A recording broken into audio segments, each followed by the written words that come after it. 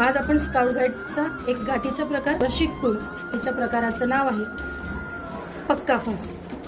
पक्का फास एक गाठीच्या प्रकाराचं नाव आहे. त्यासाठी बघा आपल्याला एक गोल दोराची रिंग तयार करायची आहे. ही रिंग तयार केल्यानंतर दोरीचा एक टोक या रिंगच्या आतल्या बाजूने वर घ्यायचं आहे. दिसतंय तुम्हाला. आतल्या बाजूने वर घेतल्यानंतर या डाव्या बाजूच्या खालच्या बाजूने ती दोरीचं टोक वरती काढायचं आहे.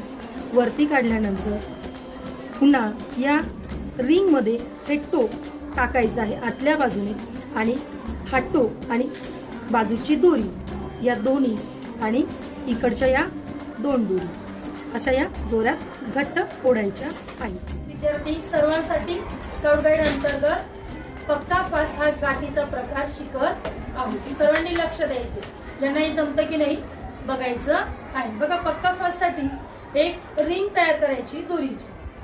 तयार केली.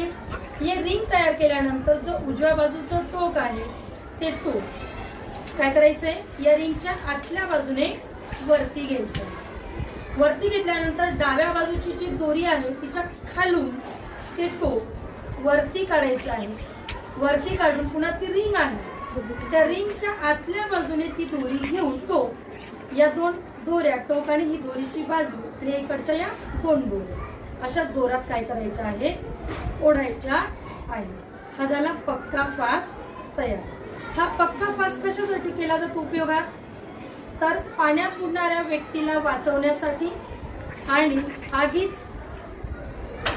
आगीत सापडणाऱ्या व्यक्तीला वाचवण्यासाठी हा पक्का फास तयार केला जातो आणि त्या व्यक्तीला काय केलं जातं वाचवलं जातं. अशा प्रकारे हा झाला पक्का फास तयार. जमलं का सर्वांना मुलांना पण ठीक आहे.